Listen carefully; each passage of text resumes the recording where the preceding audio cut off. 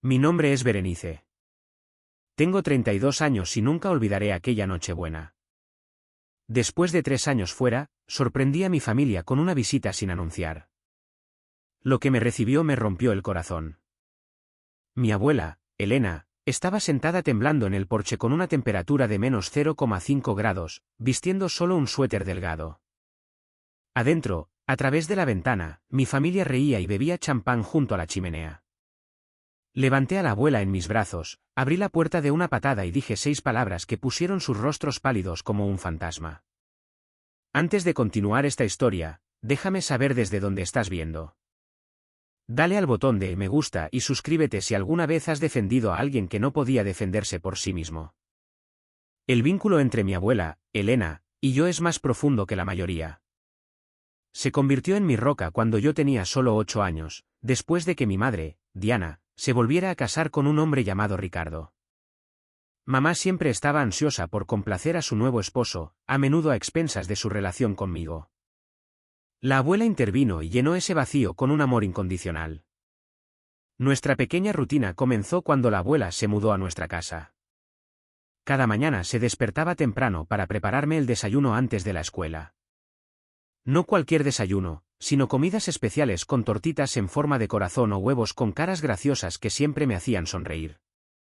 Nunca olvidaba meter una nota de aliento escrita a mano en mi lonchera. Estos pequeños gestos lo significaban todo para una niña que se sentía cada vez más invisible en su propia casa. Después de la escuela, la abuela me esperaba con una cálida sonrisa y preguntas sobre mi día que demostraban que realmente le importaban mis respuestas. Pasábamos horas juntas en la cocina, donde me enseñó a hornear su famoso pay de manzana, compartiendo historias de su juventud mientras el dulce aroma llenaba nuestro hogar. Sus manos, marcadas con manchas de la edad y suaves arrugas, guiaban las mías con paciencia mientras me transmitía recetas familiares que me conectaban con generaciones anteriores. Cocinar es amor hecho visible, Berenice, decía ella, con sus ojos azules brillando. Cuando las palabras fallan, una comida casera dice mucho. Aquellas lecciones de cocina eran más que comida. Eran sobre resiliencia, creatividad y encontrar alegría en cuidar a los demás. La abuela había superado muchas tormentas en sus 80 años, incluyendo perder al abuelo por cáncer y criar a 3 hijos, mayormente sola. Sin embargo, afrontaba la vida con una fuerza elegante que yo deseaba desesperadamente heredar. El contraste entre la abuela y mi madre era marcado.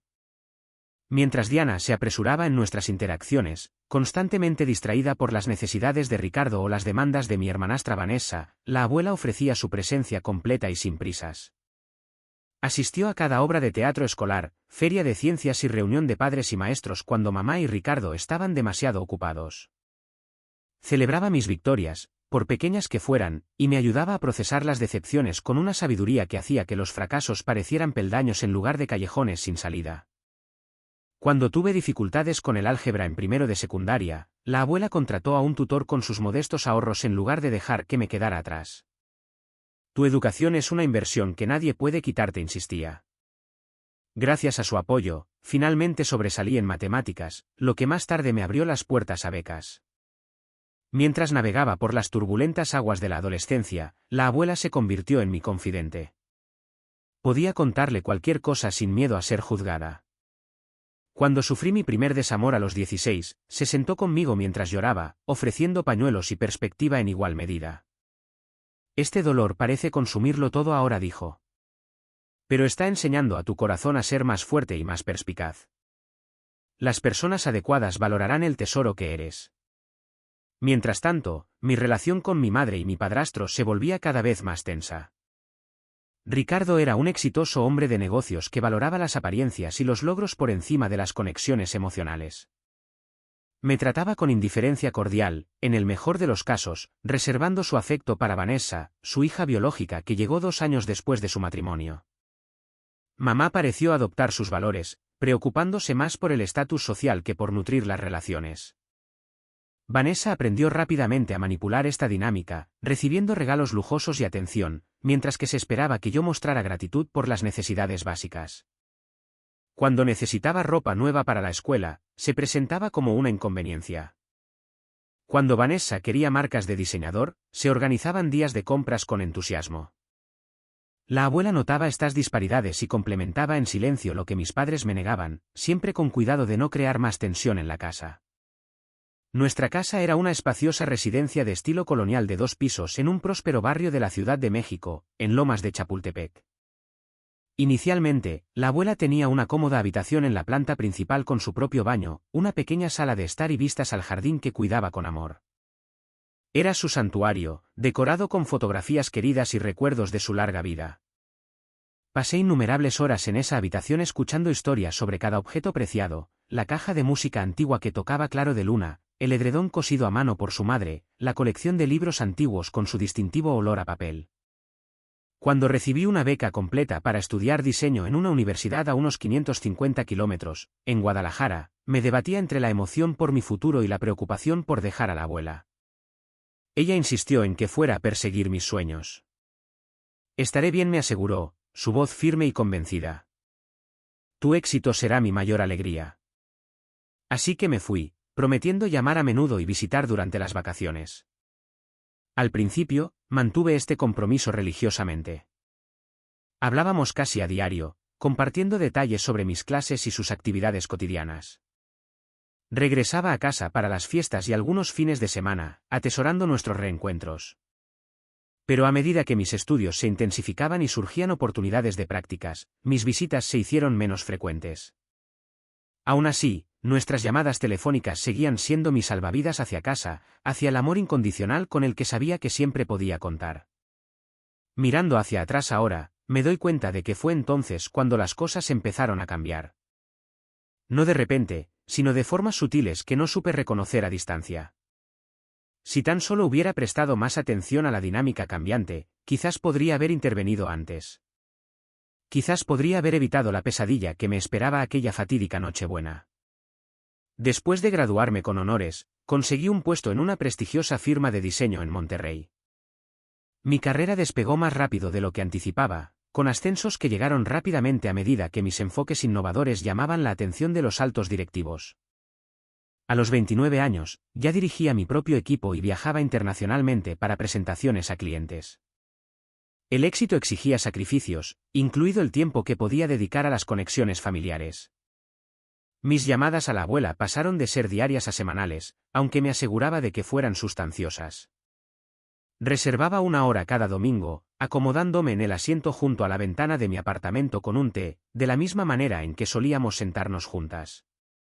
Durante estas conversaciones, la abuela siempre insistía en que estaba bien, que todos la trataban perfectamente. Su respuesta estándar cuando le preguntaba cómo estaban las cosas en casa se convirtió en un alegre: «Oh, todo está bien por aquí. No tienes de qué preocuparte». Pero algo en su voz cambió con el tiempo. El entusiasmo vibrante que siempre había caracterizado sus historias comenzó a atenuarse. Nuestras conversaciones se hicieron más cortas, con la abuela ofreciendo menos detalles sobre su vida diaria. Cuando le hacía preguntas específicas sobre cenas familiares o actividades, ella redirigía con preguntas sobre mi trabajo o afirmaciones vagas como la rutina de siempre o nada especial que contar. La primera señal concreta de que algo andaba mal llegó unos 2 años después de mudarme a Monterrey. Durante una de nuestras llamadas, la abuela mencionó casualmente que se había trasladado a otra habitación de la casa. «Tu madre pensó que sería mejor si me mudaba al dormitorio más pequeño cerca del lavadero», explicó. «Vanessa necesita más espacio ahora que tiene 21, y combinaron mi antigua habitación con parte de la de invitados para hacerle una suite». Sentí una punzada de preocupación inmediata. La habitación original de la abuela había sido elegida específicamente por su accesibilidad y comodidad, con grandes ventanas que inundaban el espacio con la luz natural que ella amaba. La habitación cerca del lavadero era esencialmente un trastero reconvertido con una ventana diminuta que daba a la pared de ladrillo del vecino. «¿Estás cómoda allí?», pregunté, tratando de mantener mi voz neutral. «Es más acogedora», respondió después de una pausa, «y no necesito mucho espacio a mi edad». Cuando insistí, preguntando por sus pertenencias y si todo se había trasladado correctamente, cambió de tema. Más tarde en la conversación, mencionó, casi de pasada, que algunos de sus objetos menos esenciales habían sido guardados en el ático para su custodia, incluida su colección de libros antiguos que habían pertenecido a su madre. El siguiente incidente preocupante ocurrió cuando llamé en Acción de Gracias y Ricardo respondió en lugar de la abuela o mi madre. Elena no puede ponerse al teléfono ahora mismo, dijo, con un tono brusco. Está descansando. El día ha sido agotador para ella. ¿Podrías despertarla, por favor? Me encantaría desearle un feliz día de Acción de Gracias, solicité. No sería prudente, respondió. A su edad, el descanso ininterrumpido es esencial. Le diré mañana que llamaste. Cuando finalmente hablé con la abuela 3 días después, sonaba apagada. Mencionó que había comido su cena de Acción de Gracias en su habitación porque era más cómodo así, y la familia tenía invitados que yo no conocería. Durante el año siguiente, intenté visitar mi casa 3 veces, pero cada viaje fue frustrado por complicaciones de última hora orquestadas por mi madre o Ricardo. La primera visita planeada coincidió con la Semana Santa. Había reservado vuelos e informado a mi madre con semanas de antelación. 2 días antes de mi partida, Diana llamó para decir que la abuela tenía un resfriado y que estaban preocupados por el contagio. Sería terrible que te contagiaras y tuvieras que faltar al trabajo, insistió. Mejor posponerlo hasta que se sienta mejor. Cuando sugerí que no me importaba arriesgarme a un resfriado para ver a la familia, Ricardo se puso al teléfono. Ya hemos hecho otros planes para el fin de semana, asumiendo que no estarías aquí, dijo con firmeza. Sería un inconveniente cambiar los planes ahora. El segundo intento fue en agosto, para el 83 cumpleaños de la abuela. Esta vez, mi madre afirmó que estaban planeando un viaje sorpresa para la abuela ese mismo fin de semana. La llevaremos a ver a su hermana a Cancún, explicó Diana. Lleva años pidiendo visitarla. Cuando hablé con la abuela la semana siguiente y le pregunté casualmente sobre su viaje, su confusión fue palpable. ¿Qué viaje, cariño?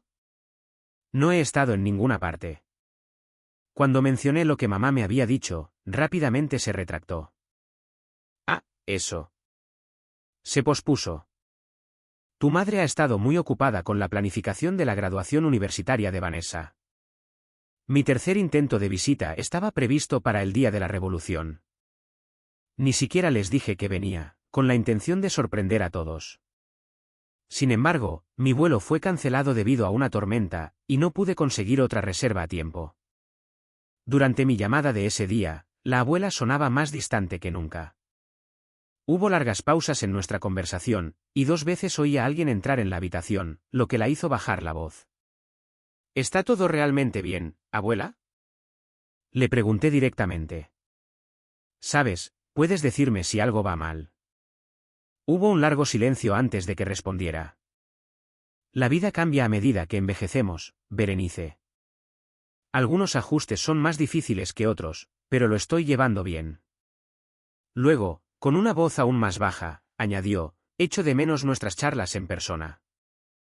Ese diciembre, tomé una decisión. Solicité 2 semanas de vacaciones durante la Navidad, decidida a ver a mi abuela, sin importar las excusas que pudieran inventar. No informé a nadie de mis planes, reservando un coche de alquiler para conducir desde el aeropuerto y asegurar mi independencia. Algo se sentía cada vez más mal en esa casa, y necesitaba ver por mí misma lo que estaba sucediendo. A medida que se acercaban las fiestas, mis llamadas a la abuela quedaban cada vez más sin respuesta.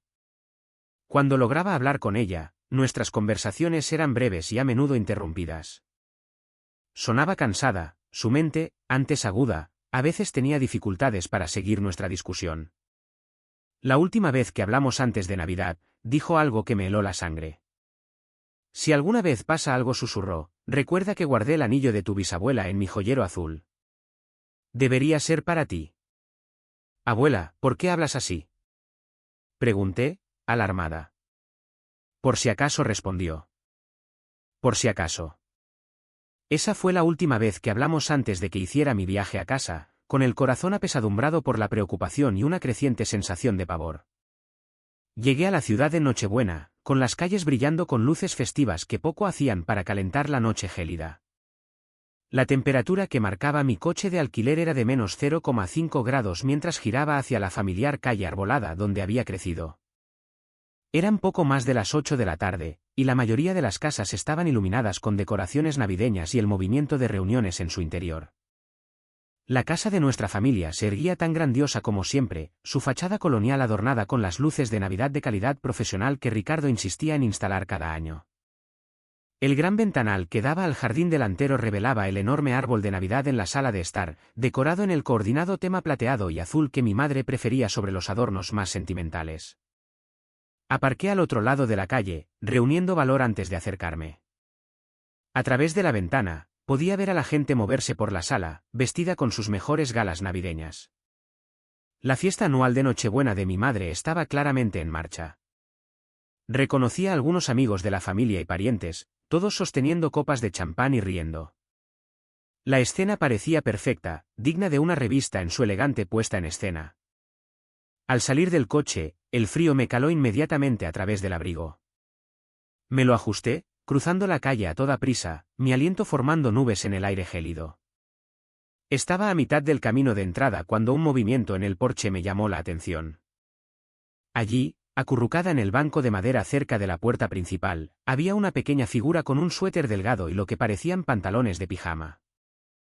Al principio, pensé que debía ser una decoración que no reconocía. Pero entonces se movió de nuevo, con los brazos apretados alrededor de un cuerpo frágil en un inútil intento por generar calor. «¿Hola?», llamé, acelerando el paso. «¿Está bien?». La figura levantó la vista y mi corazón se detuvo. Era mi abuela, con el rostro pálido y los labios con un tinte azulado.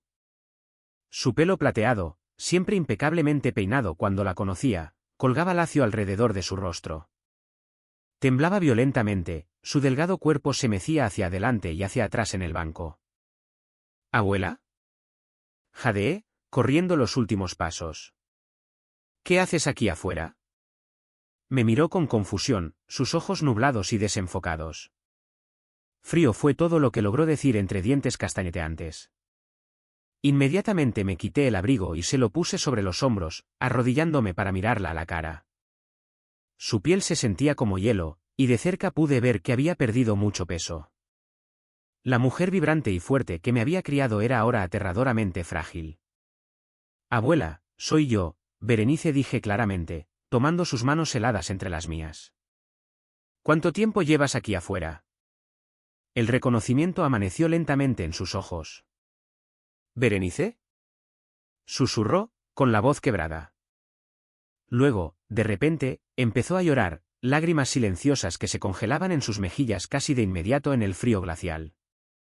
«¿Viniste?». «Por supuesto que vine», le aseguré, conteniendo mis propias lágrimas mientras la rabia comenzaba a crecer en mi pecho. «¿Por qué estás afuera?». «¿Dónde está todo el mundo?». Entre respiraciones entrecortadas, me explicó. Había estado ayudando a preparar la fiesta más temprano ese día. Mientras llevaba una jarra de agua al comedor, la artritis le provocó un espasmo en la mano y derramó agua sobre el mantel y algunos de los servicios de mesa. Ricardo la había regañado delante de los del catering, llamándola inútil y una carga. Dijo que había arruinado la cena de Nochebuena, gimoteó. Diana estuvo de acuerdo con él. Me dijeron que fuera a mi habitación, pero luego Ricardo vino y dijo que debía pensar en lo que había hecho. Dijo que debía refrescarme afuera hasta que pudiera comportarme adecuadamente en un evento formal. ¿Hace cuánto fue eso, abuela?», pregunté, mi voz temblando con una furia apenas contenida. «El sol todavía estaba arriba», respondió. Toqué para volver a entrar después de un rato, pero nadie respondió. «La música está demasiado alta».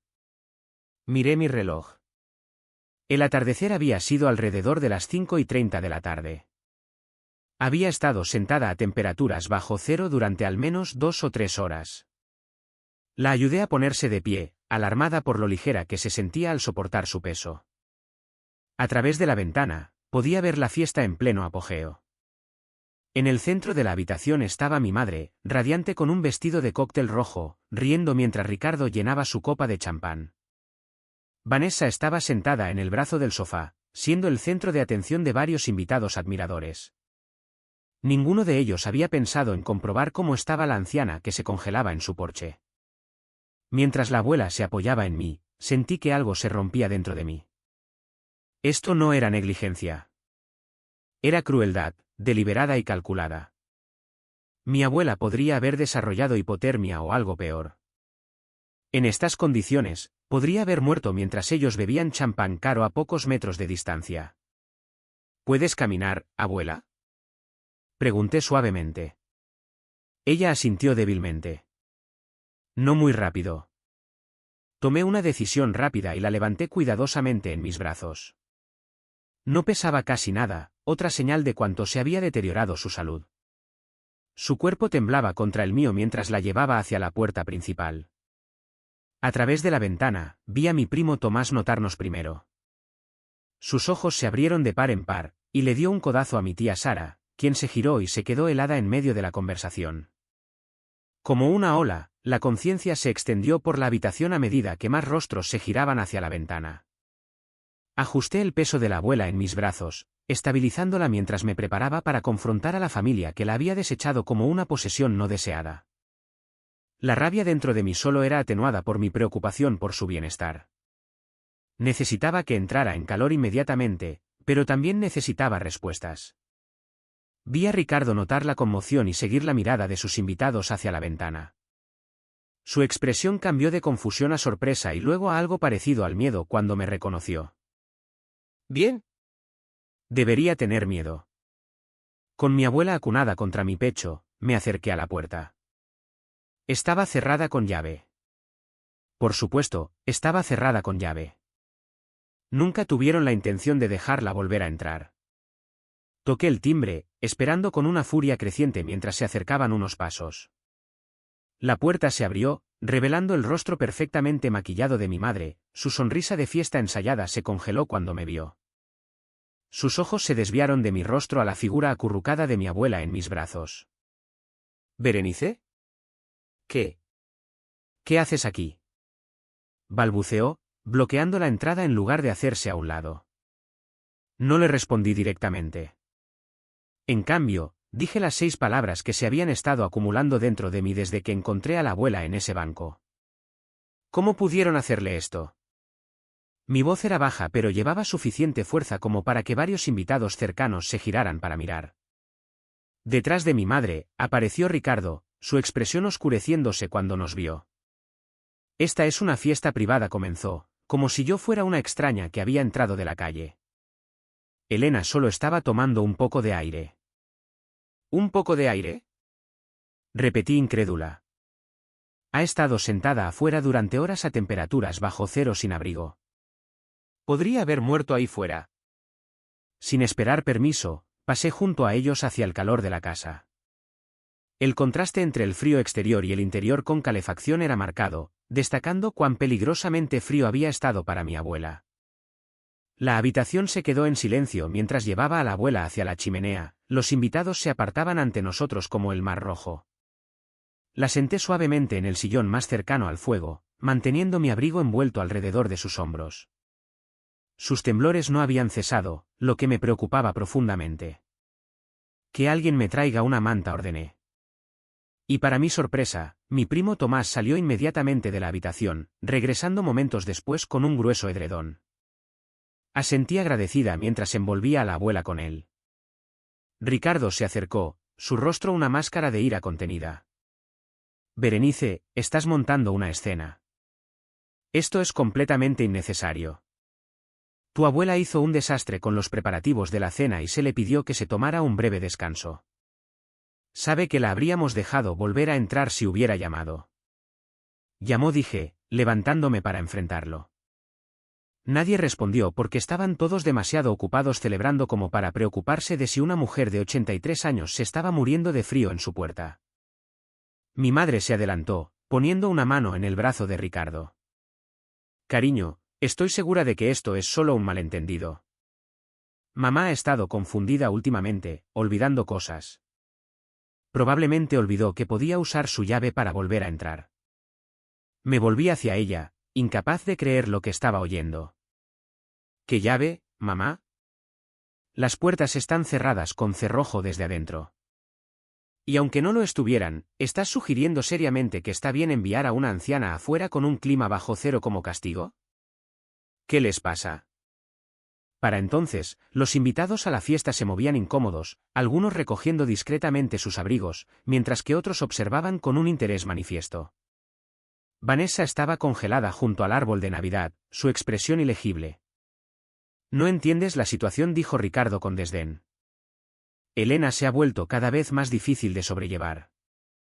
Está constantemente en medio, haciendo desastres, interrumpiendo conversaciones. Hoy fue la gota que colmó el vaso cuando arruinó un mantel que ha estado en mi familia por generaciones». ¿Un mantel? Repetí, mi voz elevándose a pesar de mis esfuerzos por mantener la calma. ¿La dejaste congelarse por un mantel? La abuela habló entonces, su voz más fuerte que antes pero aún temblorosa. «No es solo hoy, Berenice. Las cosas han sido diferentes desde que te fuiste a la universidad». Con un suave estímulo, la verdad comenzó a salir a la luz. Durante los últimos 3 años, mi abuela había sido sistemáticamente aislada y maltratada. Después de que me fui, efectivamente la habían mudado de su cómoda habitación a lo que era esencialmente un armario de almacenamiento reconvertido cerca del lavadero. El espacio era pequeño, mal calentado y carecía de ventilación adecuada. «Se llevaron la mayoría de mis cosas», me dijo, ganando fuerza mientras hablaba. «Dijeron que estaban abarrotando la casa y las pusieron en cajas en el ático. Mis libros, mis fotografías, incluso el edredón que hizo mi madre. La comida también se había convertido en un arma». La abuela reveló que a menudo le decían que comiera en su habitación en lugar de unirse a las comidas familiares. Sus porciones eran pequeñas y frecuentemente consistían en sobras mientras el resto de la familia cenaba comida fresca y bien preparada. Cuando se quejaba de hambre, Ricardo le decía que a su edad, debería vigilar su peso. «Me quitaron el teléfono hace 6 meses», continuó, con la voz quebrada. «Dijeron que estaba haciendo demasiadas llamadas innecesarias y aumentando la factura. Solo podía usar el teléfono de la casa cuando me lo permitían, y siempre estaban ahí, escuchando. Cada revelación me golpeaba como un golpe físico. Había estado llamando al teléfono de la casa, creyendo a la abuela cuando decía que su teléfono móvil estaba roto. En realidad, se lo habían confiscado para controlar su comunicación con el mundo exterior, especialmente conmigo». Ricardo intentó interrumpir, afirmando que estos eran límites necesarios para alguien que se había vuelto dependiente y exigente, pero yo ya no estaba dispuesta a escuchar sus justificaciones. «¿Dónde están sus documentos legales?», exigí. «Sus papeles financieros, su identificación». Un destello de algo parecido al pánico cruzó el rostro de Ricardo. «Esos se guardan de forma segura en mi oficina para su custodia». «¿Custodia o control?», desafié, sacando mi teléfono. «¿Sabes qué? He estado grabando toda esta conversación desde que entré. Cada admisión, cada excusa. Esto era un farol, ya que en realidad no había estado grabando, pero el efecto fue inmediato». Ricardo se abalanzó hacia adelante, intentando arrebatarme el teléfono. Retrocedí rápidamente, activando la función de grabación de verdad.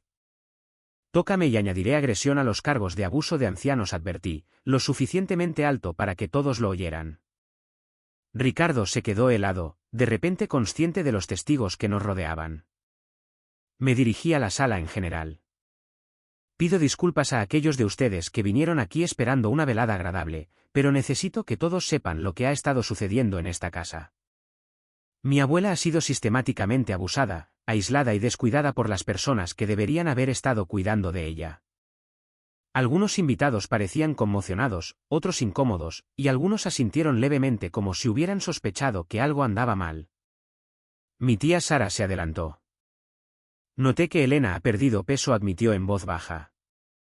Cuando le pregunté a Diana al respecto, dijo que Elena estaba en una dieta especial por su salud. «Una dieta de inanición», aparentemente respondí con amargura.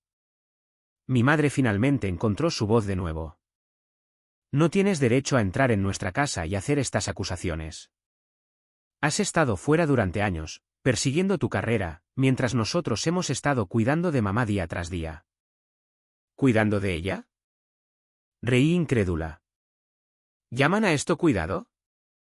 ¿Encerrar a una anciana afuera a temperaturas bajo cero es cuidado? ¿Quitarle sus posesiones, su dignidad, su contacto con el mundo exterior es cuidado? Mientras discutíamos, noté que la abuela había comenzado a buscar en un pequeño cajón de la mesita auxiliar a su lado. Sacó un trozo de papel doblado con manos temblorosas y me lo pasó.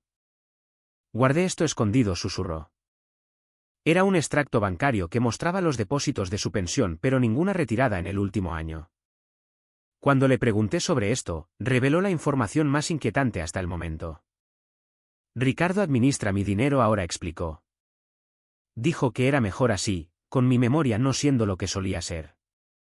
Tengo que pedirle dinero en efectivo cuando necesito algo, pero generalmente dice que no. El rostro de Ricardo se enrojeció de ira. Ya es suficiente. Elena aceptó este acuerdo. Firmó los papeles voluntariamente. ¿Lo hizo? Desafié. ¿O manipulaste y coaccionaste a una mujer anciana para que te diera el control de sus finanzas? Eso es abuso financiero, Ricardo. Es un delito. Vanessa finalmente se acercó, su expresión preocupada. Papá, ¿es esto cierto? ¿Has estado cogiendo el dinero de la abuela? Ricardo se volvió hacia ella, perdiendo la compostura. Mantente al margen de esto, Vanessa. Te has beneficiado bastante del acuerdo. Esa admisión provocó una onda expansiva en la habitación. Incluso mi madre parecía atónita, como si no hubiera entendido completamente el alcance de las acciones de su esposo. Me volví hacia la abuela, que parecía más fuerte por momentos mientras el calor de la habitación y el fuego descongelaban su cuerpo. Nos vamos, le dije con firmeza. Esta noche, te llevaré a un lugar seguro. No puedes simplemente llevártela, declaró Ricardo, interponiéndose entre nosotros y la puerta. Ella es legalmente residente de esta casa. Activé la función de grabación en mi teléfono, asegurándome de que pudiera verme hacerlo. Esta vez, estoy documentando todo a partir de ahora, anuncié, lo suficientemente alto para que los invitados restantes lo oyeran. Cada amenaza, cada admisión, cada intento de evitar que mi abuela salga de una situación de abuso. Varios invitados que se habían estado acercando a la puerta se detuvieron para observar el enfrentamiento. Su presencia jugó a mi favor, proporcionando testigos de lo que sucediera a continuación. Mamá, me volví hacia Diana. ¿De verdad vas a quedarte de brazos cruzados y dejar que tu esposo abuse de tu madre de esta manera? Porque eso es lo que es, abuso. El abuso de personas mayores es un delito en todo México. Mi madre parecía en conflicto, su fachada cuidadosamente construida se resquebrajaba ligeramente. La hemos estado cuidando, insistió, aunque su voz carecía de convicción. ¿Cuidando de ella? Repetí incrédula. ¿Encerrándola afuera en un clima helado? ¿Aislándola en un trastero? ¿Controlando su dinero y monitoreando sus llamadas telefónicas? Eso no es cuidado, mamá. Eso es control y crueldad. Me dirigí directamente a los invitados. Pido disculpas por interrumpir su velada, pero necesito testigos de lo que está sucediendo aquí. Mi abuela ha sido sometida a abuso emocional, financiero y físico en esta casa. Esta noche, la encontré encerrada afuera con temperaturas bajo cero durante horas porque accidentalmente derramó agua sobre un mantel. Murmullos de sorpresa recorrieron la habitación. La tía Sara se adelantó. Seré testigo, declaró con firmeza. He notado cambios en la apariencia y el comportamiento de Elena, pero no me di cuenta de lo grave que era la situación. Otros dos parientes y un amigo de la familia asintieron de acuerdo. Su apoyo me dio la confianza para proceder con mi plan. Abuela, ¿dónde están tus pertenencias más importantes? Pregunté suavemente. ¿Qué necesitas esta noche que no podamos dejar atrás? Primero me dirigió a su habitación, el diminuto espacio de almacenamiento reconvertido que confirmó todo lo que me había dicho. La habitación apenas era lo suficientemente grande para una cama individual y una pequeña cómoda. Una sola bombilla colgaba del techo, proyectando sombras duras. La única ventana estaba cubierta con pesadas cortinas que, cuando las descorrí, revelaron una vista de la pared de ladrillo del vecino. Mientras reuníamos sus cosas esenciales, la abuela susurró indicaciones sobre dónde se habían escondido algunas de sus posesiones más preciadas. Con la ayuda de la tía Sara, recuperé una pequeña caja de fotografías familiares que había logrado salvar de la purga del ático, guardándola a salvo en mi bolso. Mi joyero, susurró la abuela. El azul de tu abuelo. Vanessa lo tiene en su habitación. Me enfrenté a Vanessa en el pasillo, exigiendo la devolución del joyero de la abuela. Para mi sorpresa, desapareció en su habitación sin discutir y regresó con la ornamentada caja azul. No lo sabía, dijo en voz baja, evitando mi mirada. Quiero decir, sabía que las cosas no iban bien para la abuela, pero no sabía cuán mal. Papá me dijo que ella me dio estas cosas como regalos. Dudó, luego metió la mano en el bolsillo y sacó un medallón de oro. Esto también era suyo. Lo siento. Tomando el joyero y el medallón, asentí secamente. Si de verdad quieres enmendarlo, dirás la verdad sobre lo que has presenciado en esta casa. De vuelta en la sala de estar, Ricardo estaba hablando por teléfono en tonos bajos y urgentes.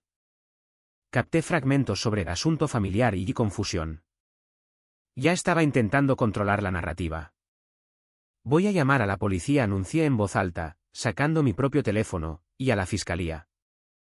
Esta situación necesita ser documentada oficialmente. Ricardo terminó su llamada abruptamente. Eso es innecesario. Podemos resolver esto como familia. Esto dejó de ser un asunto familiar cuando encerraste a una anciana afuera para que se congelara, respondí fríamente, marcando el 911. Informé de la situación de manera concisa, enfatizando el peligro inmediato para mi abuela y solicitando asistencia tanto policial como médica. Mientras esperaba que llegaran las autoridades, centré mi atención en la oficina de Ricardo, donde la abuela había indicado que se guardaban sus documentos importantes. La puerta estaba cerrada con llave. Ábrela, exigí. Eso es propiedad privada, objetó Ricardo. No tienes derecho. Los documentos legales y financieros de mi abuela están ahí, documentos que has usado para controlar su vida. O la abres ahora o le explicas a la policía por qué los retienes. Bajo la atenta mirada de los invitados restantes, Ricardo abrió a regañadientes la puerta de la oficina. Dentro, me dirigí directamente a la gran caja fuerte en la esquina, exigiéndole que también la abriera. La caja fuerte contenía exactamente lo que sospechaba: el pasaporte de la abuela, su tarjeta del seguro social, pólizas de seguro y una carpeta de documentos financieros, incluidos papeles de poder notarial con firmas que parecían sospechosamente temblorosas en comparación con ejemplos de la escritura de la abuela que había visto a lo largo de mi vida. Lo más inquietante fue un documento de transferencia de propiedad fechado apenas 6 meses antes, que mostraba que la propiedad de la pequeña casa de la abuela en Coyoacán, que había conservado incluso después de mudarse con nosotros, había sido transferida a Ricardo y Diana por la suma de $20. ¿Le robaste la casa?, pregunté incrédula, sosteniendo el documento. Ella quería que la tuviéramos, insistió Ricardo. Estaba cansada de lidiar con la gestión del alquiler. La abuela negó con la cabeza vehementemente. Nunca acepté vender mi casa. Esa era mi red de seguridad, mi independencia. Fotografié cuidadosamente cada documento con mi teléfono antes de reunirlos en una carpeta. Haremos que un perito calígrafo forense examine estas firmas, advertí. El abuso financiero de personas mayores es un delito grave. Cuando llegó la policía, nos separaron para tomar declaraciones. Los oficiales que respondieron, una sargento compasiva y su compañero más joven, escucharon atentamente el relato de la abuela, tomando notas detalladas y fotografías de las condiciones de su habitación. Los paramédicos que los acompañaban revisaron los signos vitales de la abuela, confirmando una leve hipotermia y deshidratación. Recomendaron atención médica inmediata, ofreciéndose a transportarla al hospital. Yo la llevaré, les aseguré. Pero me gustaría que su evaluación médica quedara documentada oficialmente. Mientras los oficiales continuaban su investigación, hablando con testigos y examinando las pruebas, Ricardo y mi madre se acurrucaban con un abogado llamado apresuradamente que había llegado con aspecto desaliñado y preocupado. La sargento de policía se me acercó mientras ayudaba a la abuela a ponerse un atuendo más cálido para nuestra partida. Tenemos suficiente aquí para presentar cargos si su abuela desea seguir esa ruta, explicó amablemente. Incluso sin eso, podemos ayudarla a obtener una orden de protección de emergencia esta noche. La abuela, que había permanecido en silencio durante gran parte de la discusión legal, de repente enderezó los hombros y encontró su voz. Quiero presentar cargos, declaró claramente. No solo por mí, sino por cualquier otra persona mayor que pueda sufrir el mismo trato en silencio. Se volvió para mirar a mi madre, su única hija, que estaba pálida y temblorosa junto al árbol de Navidad. Diana dijo, su voz firme a pesar de su fragilidad física. Te di todo lo que tenía, incluido mi amor, apoyo y, más tarde, mi confianza. Elegiste traicionar esa confianza de la peor manera posible. Perdoné muchas cosas a lo largo de los años, buscando excusas para tu comportamiento, como haría cualquier madre, pero lo que sucedió aquí no puede ser excusado ni olvidado. La habitación se quedó en completo silencio mientras mi abuela, de pie más erguida de lo que había estado toda la noche, pronunciaba su veredicto. No eres la hija que crié. Y hasta que encuentres a esa persona de nuevo, hasta que entiendas la gravedad de lo que has hecho, no puedo llamarte mi hija. El impacto de esas palabras devastó visiblemente a mi madre, que se derrumbó en una silla cercana. Ricardo intentó consolarla, pero ella apartó su mano, quizás comenzando a comprender finalmente su papel en esta tragedia. Mientras nos preparábamos para irnos, me dirigí a los miembros de la familia que habían presenciado todo. El abuso de personas mayores prospera en el silencio, les dije. Recuerden lo que vieron aquí esta noche. La próxima vez que se encuentren con una persona mayor que parece retraída, cuya familia habla por ella, cuya apariencia ha cambiado drásticamente, hablen. Hagan preguntas. Podrían salvar una vida. Con las pertenencias esenciales de la abuela empacadas y el informe policial presentado, finalmente salimos de la casa que se había convertido en su prisión.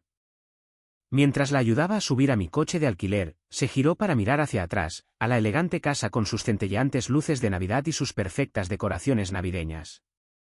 Nunca pensé que mi propia familia podría herirme más que cualquier extraño, susurró.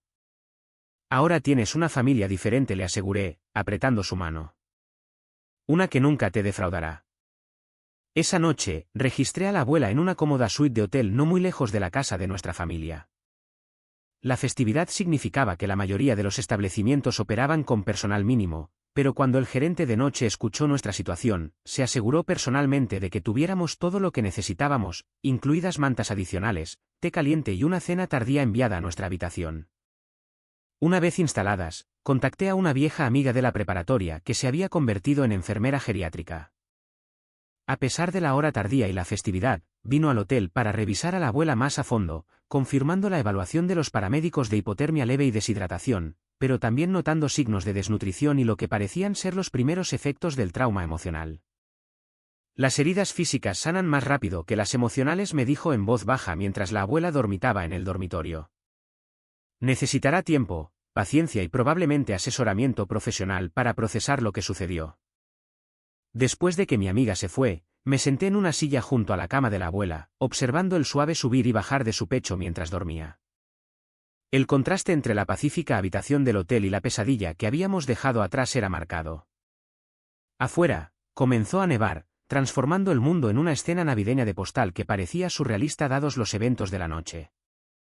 Alrededor de la medianoche, la abuela se movió y abrió los ojos, momentáneamente desorientada por el entorno desconocido. Está bien, la tranquilicé rápidamente.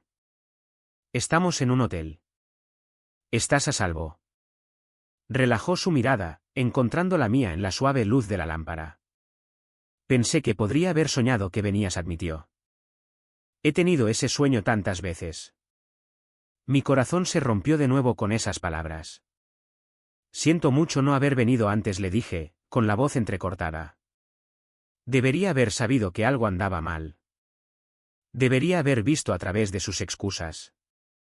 La abuela negó con la cabeza débilmente. No, niña. Te lo oculté deliberadamente. No quería cargar tu vida o tu carrera con mis problemas. Tú me criaste, le recordé. Siempre estuviste ahí para mí. Cuidar de ti nunca podría ser una carga. Hablamos durante horas esa noche, la abuela revelando gradualmente más detalles sobre cómo su vida se había deteriorado después de que me fui.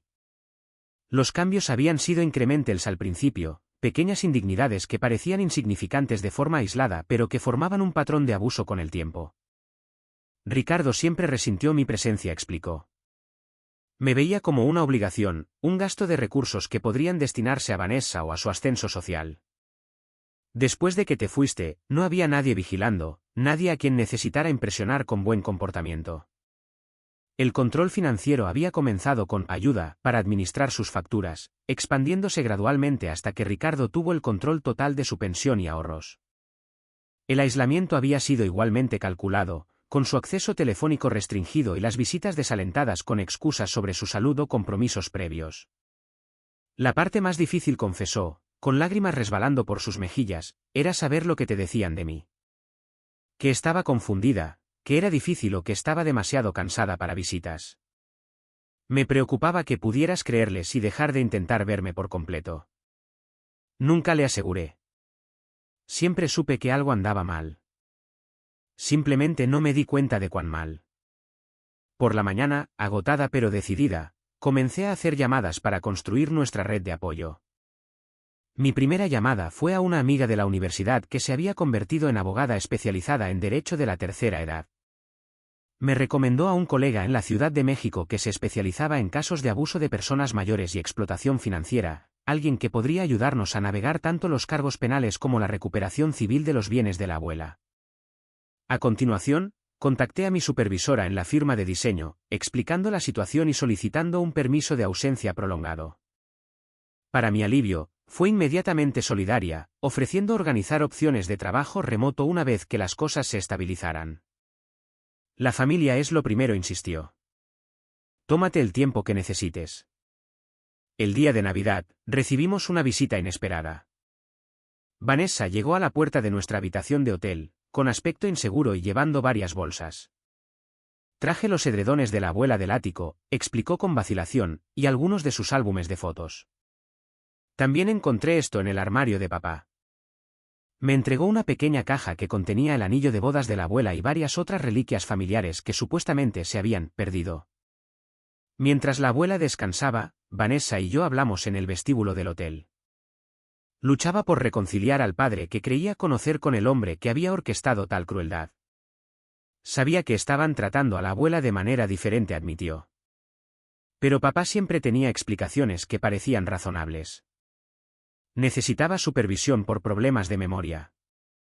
Necesitaba una dieta más simple por su salud. La habitación más pequeña era más segura porque estaba en un solo nivel. ¿Alguna vez cuestionaste esas explicaciones?, pregunté, sin ocultar del todo mi enfado. Vanessa bajó la vista hacia sus manos. No lo suficiente, reconoció. Estaba absorta en la universidad, luego en mi trabajo. Era más fácil creer que todo estaba bien. Antes de irse, Vanessa prometió seguir recuperando las pertenencias de la abuela de la casa y ser testigo si los cargos penales procedían. Era un pequeño paso hacia la redención, pero uno significativo. Los días posteriores a la Navidad fueron un torbellino de citas y arreglos. Nuestro abogado nos ayudó a solicitar la tutela de emergencia para evitar que Ricardo tomara más decisiones financieras sobre los bienes de la abuela. Nos reunimos con detectives que estaban construyendo un caso penal basado en los documentos financieros que había recuperado y el testimonio de los testigos de la fiesta de Nochebuena. Un examen médico exhaustivo reveló el verdadero alcance del declive físico de la abuela. Más allá de la desnutrición, mostraba signos de deficiencias vitamínicas, dolor de artritis no tratado y una atrofia muscular significativa por estar confinada en su pequeña habitación. Lo más preocupante eran los síntomas de depresión y ansiedad que se manifestaban en pesadillas, hipervigilancia y confusión ocasional. Estas son respuestas comunes al abuso emocional y al aislamiento prolongados, explicó el especialista en geriatría. La buena noticia es que con una nutrición adecuada, medicación, terapia y un entorno de apoyo, muchas de estas condiciones pueden mejorar significativamente. Mientras se abordaban los problemas de salud de la abuela, me centré en crear una situación de vida sostenible. Mi apartamento en Monterrey era demasiado pequeño para 2 personas, y quería que la abuela estuviera más cerca de su equipo médico durante la recuperación. Después de explorar varias opciones, encontré un cómodo apartamento de 2 habitaciones en una comunidad amigable para personas mayores no muy lejos del hospital. Nuestro abogado hizo un progreso notable en la recuperación de los bienes de la abuela. La transferencia de la casa fue particularmente vulnerable a ser impugnada, ya que descubrimos que Ricardo había utilizado un notario que era un amigo personal y no había presenciado adecuadamente la firma de la abuela. El poder notarial financiero mostraba irregularidades similares, con testigos que no podían ser localizados o verificados. Para el día de Año Nuevo, habíamos establecido un hogar temporal en el nuevo apartamento, amueblado con artículos de mi lugar en Monterrey y las pertenencias recuperadas de la abuela. Verla rodeada de sus propias cosas, de nuevo fotografías de seres queridos en las paredes y su edredón favorito en su cama, noté una marcada mejora en su ánimo. «Siento que puedo respirar de nuevo», me dijo una noche mientras nos sentábamos a arreglar su colección de libros antiguos en estanterías nuevas. Durante tanto tiempo, existí en una extraña niebla, sabiendo que las cosas estaban mal, pero dudando de mis propias percepciones cuando ellos insistían en que todo estaba bien. Ese intento de manipular su percepción de la realidad había sido quizás el aspecto más cruel del abuso, el socavamiento sistemático de su confianza y su realidad. Para contrarrestar esto, establecí una rutina que enfatizaba la autonomía y las elecciones de la abuela. Ella decidía nuestros planes de comidas, elegía las actividades del día y tenía acceso sin restricciones a un nuevo teléfono móvil que le compré. La investigación penal continuó avanzando, con Ricardo enfrentando posibles cargos de abuso de personas mayores, explotación financiera y fraude. Mi madre, aunque no tan directamente implicada en los aspectos financieros, enfrentaba cargos relacionados con negligencia y puesta en peligro. El incidente de Nochebuena, con sus múltiples testigos, formó la pieza central del caso. Ninguno de los dos intentó contactarnos directamente, aunque su abogado hizo varias insinuaciones sobre resolver la situación amistosamente. Nuestra respuesta fue consistentemente la misma: restitución total de todos los bienes malversados acompañada de consecuencias legales por sus acciones. A finales de enero, recibimos otra visita inesperada. Vanessa se había estado comunicando regularmente, trayendo más posesiones de la abuela y proporcionando información útil para nuestro caso. Esta vez, llegó con noticias. «Mamá ha dejado a papá», anunció. «Se está quedando con la tía Sara.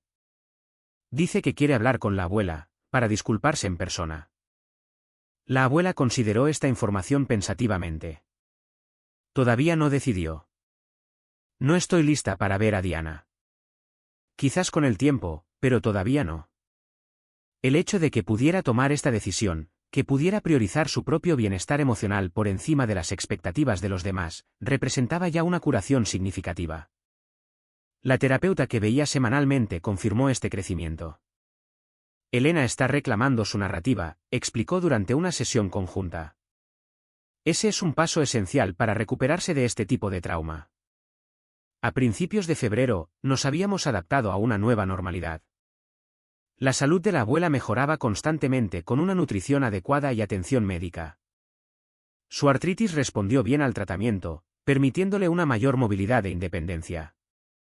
Las pesadillas se volvieron menos frecuentes, aunque ciertos desencadenantes aún podían causar ansiedad.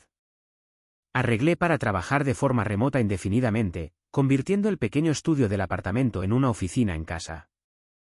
Mi equipo en Monterrey fue comprensivo, y descubrí que podía mantener mi impulso profesional mientras estaba presente para la recuperación de la abuela.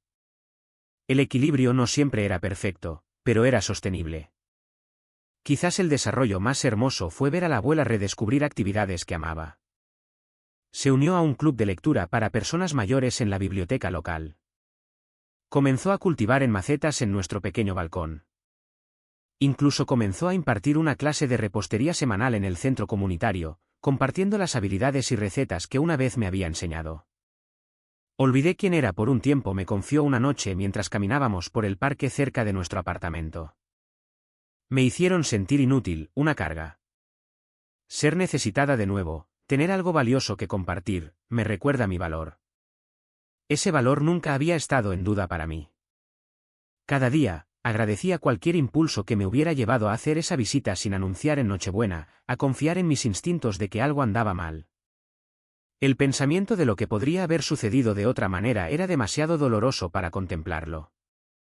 A medida que el invierno comenzaba a aflojar su dominio, dando paso a las primeras señales de la primavera, recibimos la notificación de que Ricardo había aceptado un acuerdo de culpabilidad, admitiendo la explotación financiera y la negligencia a cambio de una sentencia reducida. El caso de mi madre seguía pendiente, complicado por preguntas sobre su nivel de conciencia e implicación. Vanessa continuó sus esfuerzos de reconciliación, no solo con palabras, sino con acciones. Se ofreció como voluntaria en el centro de mayores donde la abuela enseñaba repostería, relacionándose genuinamente con los residentes mayores de allí. Devolvió el resto de las pertenencias de la abuela y nos ayudó a documentar todo tanto para fines legales como de seguro. Lo más importante es que escuchó las experiencias de la abuela sin ponerse a la defensiva ni buscar excusas, dando testimonio de la verdad, incluso cuando implicaba a su padre. Esta disposición a enfrentar la realidad en lugar de esconderse detrás de mentiras reconfortantes representó su mayor enmienda.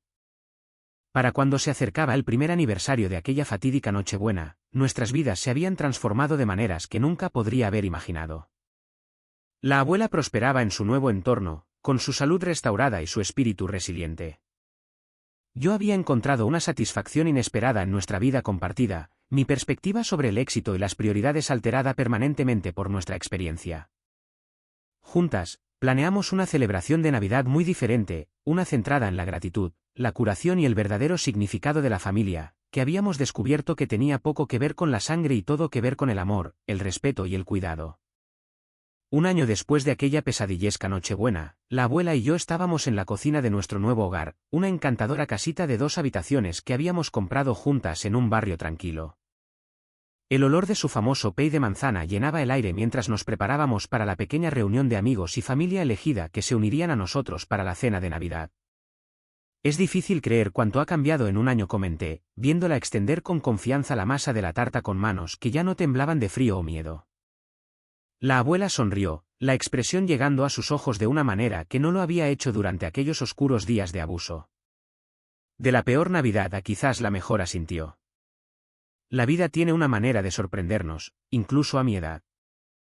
La transformación física de mi abuela durante el último año había sido notable. Una nutrición adecuada la había devuelto a un peso saludable. El ejercicio regular, incluyendo aeróbicos acuáticos en la alberca comunitaria y paseos diarios, había reconstruido su fuerza y resistencia. Su cabello plateado, antes lacio y sin vida, ahora brillaba en el elegante corte bob que había elegido durante lo que ella llamó su cambio de imagen de reclamación. Más significativo que los cambios físicos, sin embargo, fue la restauración de su espíritu. La terapia la había ayudado a procesar el trauma de esos años, mientras que nuevas actividades y amistades habían reconstruido su sentido de propósito y pertenencia. Se había convertido en un miembro activo del centro de mayores local, impartiendo clases de cocina y organizando un grupo de apoyo para personas mayores que habían experimentado abuso o negligencia. La curación realmente comenzó cuando dejé de culparme a mí misma, explicó mientras colocábamos galletas de Navidad en una bandeja festiva. Durante tanto tiempo, acepté su narrativa de que yo era una carga, que merecía el trato que recibía. Reconocer esa mentira fue mi primer paso hacia la libertad. Mi propia vida había experimentado cambios igualmente profundos. Después de tomar un permiso prolongado para ayudar a la abuela a superar la crisis inmediata, había negociado un acuerdo de trabajo flexible que me permitía estar basada localmente mientras mantenía mi carrera. La firma de diseño había sido sorprendentemente complaciente, incluso abriendo una pequeña oficina satélite en nuestra ciudad que ahora gestionaba. A veces me pregunto si alguna vez habría frenado lo suficiente como para reevaluar mis prioridades si esto no hubiera sucedido, admití, colocando velas en la mesa del comedor. Estaba tan atrapada en escalar la escalera corporativa que dejé de lado relaciones importantes. No podemos cambiar el pasado, me recordó la abuela suavemente. Solo aprender de él y elegir de manera diferente en el futuro. Esa filosofía también había guiado nuestro enfoque de las relaciones familiares. Vanessa había hecho esfuerzos genuinos por expiar su papel en la situación, inicialmente ayudándonos a recuperar las pertenencias de la abuela y testificando contra Ricardo, pero más importante aún, mostrando un remordimiento constante y un comportamiento cambiado. Visitaba regularmente, siempre respetuosa de los límites de la abuela y ansiosa por reconstruir su relación en términos más saludables. Era joven y estaba influenciada por las actitudes de su padre, había razonado la abuela al decidir permitir que Vanessa volviera a su vida. El hecho de que eligiera cambiar cuando se enfrentó a la verdad habla de su carácter. La situación de mi madre era más complicada. Después de separarse de Ricardo tras su arresto, había pasado por la negación, la ira y, finalmente, un frágil reconocimiento de su complicidad.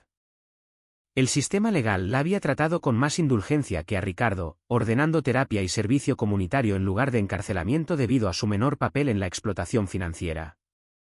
su relación con la abuela seguía siendo tentativa, marcada por visitas cuidadosamente supervisadas que solo recientemente habían evolucionado hacia interacciones más relajadas. Sanar ese vínculo llevaría años, si es que alguna vez se recuperaba por completo. Ricardo, mientras tanto, había cumplido 6 meses en el reclusorio por abuso de personas mayores y explotación financiera, seguidos de libertad condicional y pagos de restitución obligatorios. No había hecho intentos genuinos de reconciliación, manteniendo que sus acciones habían sido malinterpretadas y exageradas. Teníamos un contacto mínimo con él por elección mutua. La batalla legal para recuperar los bienes de la abuela había tenido un gran éxito. La transferencia fraudulenta de su casa había sido revertida, y habíamos vendido la propiedad para financiar nuestro nuevo hogar. Su pensión y ahorros habían sido restaurados a su control, con una compensación adicional por daño moral otorgada a través de una demanda civil. Más importante aún, nuestra experiencia había inspirado cambios más allá de nuestra situación personal. Había canalizado mi ira y conmoción en la defensa, trabajando con funcionarios locales para fortalecer las protecciones para los ciudadanos mayores. La disposición de la abuela a hablar públicamente sobre su experiencia había aumentado la conciencia sobre el abuso de personas mayores y había animado a otras víctimas a dar un paso al frente. Si mi historia ayuda aunque sea a una persona a reconocer las señales o a encontrar el valor para buscar ayuda, entonces algo bueno ha salido de esos años difíciles, decía a menudo cuando hablaba con grupos comunitarios. El timbre sonó, interrumpiendo mis reflexiones. Nuestros primeros invitados habían llegado, anunciando el comienzo de nuestra celebración de Navidad cuidadosamente planeada. A diferencia de las reuniones ostentosas y centradas en la apariencia de mi madre y Ricardo, nuestro evento enfatizaba la comodidad, la inclusión y la conexión genuina. Durante toda la noche, observé a la abuela presidiendo en la sala de estar, rodeada de amigos, tanto antiguos como nuevos. Estaba la tía Sara, que se había convertido en una aliada incondicional durante los peores días. Tomás y su esposa, primos que habían ofrecido apoyo inmediato al presenciar el enfrentamiento de Nochebuena. Nuevos amigos del centro de mayores y vecinos que habían acogido a la abuela con los brazos abiertos. Incluso Vanessa estaba allí, más apagada que en el pasado, pero genuinamente involucrada. Mientras nos reuníamos alrededor de la mesa para cenar, la abuela pidió hablar antes de la comida. Hace un año, estaba sentada congelándome en un porche, creyendo que el mundo me había olvidado, comenzó, su voz fuerte y clara. Esta noche, estoy rodeada de verdadera familia, personas que me valoran no por lo que puedo proporcionar, sino simplemente por quien soy. Levantó su copa para un brindis. Por alzar la voz cuando vemos una injusticia, por tender la mano cuando sentimos que alguien está sufriendo, por reconocer que la familia se define por el amor y el respeto, no simplemente por la sangre, y por las segundas oportunidades de alegría, a cualquier edad. El tintineo de las copas puntuó sus palabras, seguido de una conversación animada y risas a medida que avanzaba la comida. Viéndola radiante bajo el resplandor de las velas y el afecto genuino, sentí una profunda gratitud por esta segunda oportunidad que se nos había dado. Más tarde, mientras nuestros invitados se marchaban y nos sentábamos junto a la chimenea con tazas de chocolate caliente, la abuela me tomó la mano. Me salvaste la vida, dijo simplemente. No solo físicamente en esa noche fría, sino en todas las formas que hacen que la vida valga la pena. Negué con la cabeza. Tú también te salvaste a ti misma. Tu resiliencia, tu voluntad de reconstruir en lugar de amargarte. Me inspiras cada día.